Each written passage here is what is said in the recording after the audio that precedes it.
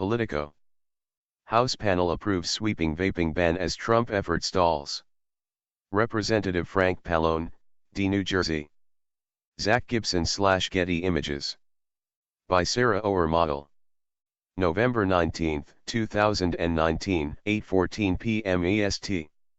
A House panel on Tuesday advanced a sweeping ban on flavored tobacco, including vaping products, as Democrats condemned President Donald Trump's decision to stall his plans for muscular restrictions amid lobbying from political allies and the vape industry.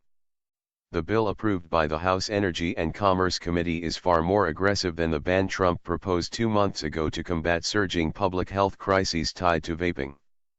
The Democrats' measure, approved on a 28-24 vote mostly along party lines, would ban all flavored tobacco products, raise the purchasing age to 21 nationwide, and ban online sales in a bid to curb teen tobacco use, particularly of vaping products.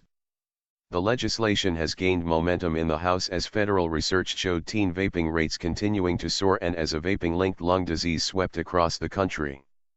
Democrats also said the bill took on new importance in light of Trump's refusal to move forward on the flavor ban he promised in September. That proposal is now in limbo as he reportedly weighs whether it would damage his election prospects. The president's retreat on his promise to prohibit flavored tobacco makes congressional action critical, said panel chair Frank Pallone, DN.J., who sponsored the bill.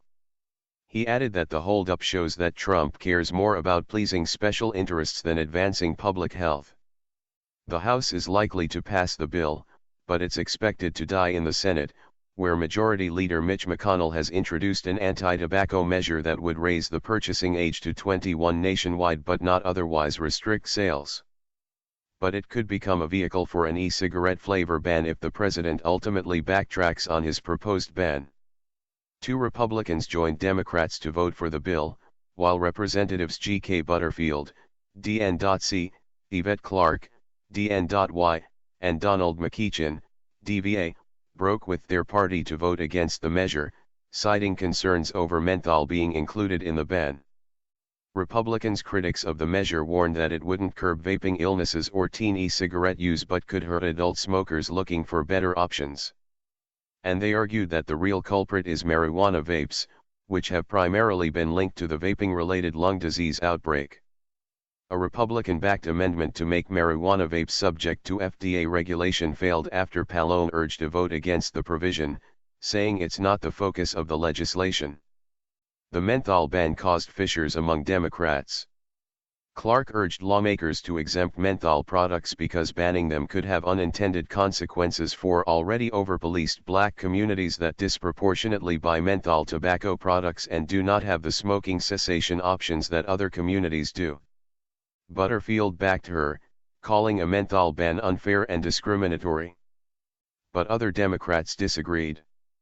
Illinois Representative Bobby Rush said menthol truly is the ultimate candy flavor and that an exception will allow many African American teenagers to form lifelong nicotine addictions.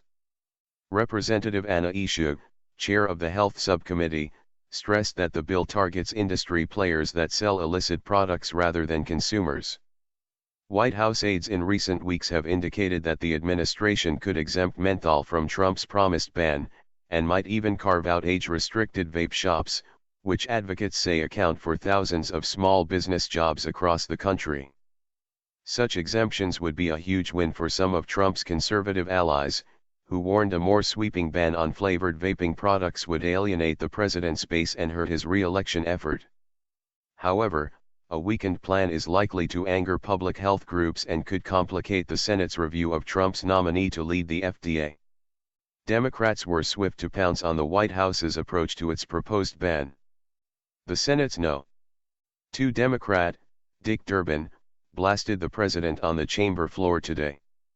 "I'm hoping that the president cares more about children than he does about the lobbying pressure from big tobacco and big vape companies," he said. The Senate's own health panel in June advanced a bill that included McConnell's provision to raise the tobacco purchasing age to 21.